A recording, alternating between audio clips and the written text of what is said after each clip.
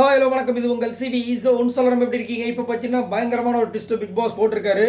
9 case ஒருத்தங்களுக்கு என்னையா நடக்குது அப்படின்ற மாதிரி ஒரு சம்பவம் நடந்திருக்கு. அதை பார்க்கலாம். அதுக்கு முன்னாடி பார்க்குற எல்லாரும் நம்மளோட சேனலை சப்ஸ்கிரைப் பண்ணிட்டு பாருங்கள், லைக் பண்ணுங்கள், கமெண்ட் பண்ணுங்கள், ஷேர் பண்ணுங்கள், அந்த ஐபிஎம் தட்டி விடுங்க. நிறைய பேர் வந்துட்டு நல்ல ஒரு கமெண்ட் கொடுக்குறீங்க, ரொம்ப ரொம்ப நன்றி. இப்போ பார்த்தீங்கன்னா சூப்பரான ஒரு விஷயம் நடக்குது. திடீர்னு பார்த்தீங்கன்னா பிக் பாஸ் வந்து சுபிக்ஷா அப்படி கூப்பிட்றாரு. நான் கூட என்னங்க சுபிக்ஷா கூப்பிட்றீங்க, உள்ள 1008 பேர் 1008 கேஸ் கொடுத்துருக்காங்க, இன்னும் திவ்யாவோட கேஸ் வரல, கமருதனோட கேஸ் வரல, இன்னும் நிறைய கேஸ் இருக்குங்க, என்னங்க அப்படின்னு பார்த்தா ட்விஸ்ட் இருக்குது. உள்ளே போய் உக்காடுறாங்க சுபிக்ஷா. பிக் பாஸ் சொல்கிறார், சுபிக்ஷா உங்கள் முன்னாடி உங்களுடைய சக ஹவுஸ்மேட்ஸ் போட்ட 9 கேஸ் இருக்குது.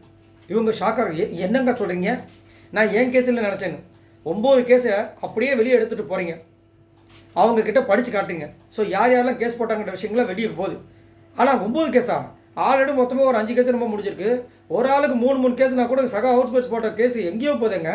அப்படின்னா அதெல்லாம் ஃபில்டர் பண்ணிட்டோம், தடையமே நம்ம அழிச்சாச்சு.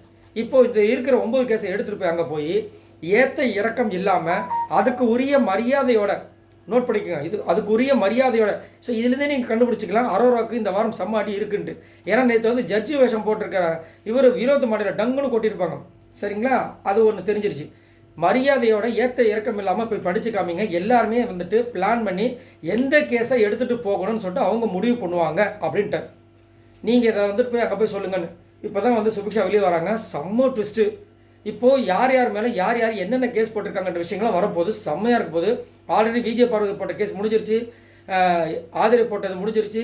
ஸோ இனிமேல் வியானா விக்ரம் எல்லாருக்கும் செம்மையான ஒரு ட்விஸ்ட் இருக்குது. அரோரா போட்ட கேஸ்லாம் இனிமேல் வருமானம் தெரியல. அரோரா வந்து விஜய் பார்வதி முடிஞ்சிருச்சுல, கமருது மேலே போட்ட கேஸ் வராதா? ஆனால் மற்றவங்கலாம் என்னென்ன கேஸ் போட்டிருக்காங்களோ அதெல்லாம் வரப்போகுது. பார்க்கலாம் என்னென்ன நடக்க போகுதுன்னு. பிக் பாஸ் சரியான ட்விஸ்ட் கொடுத்துருக்காரு. இதை பற்றி உங்களோட கருத்துக்களை சொல்லுங்கள். பாய் நண்பர்களே.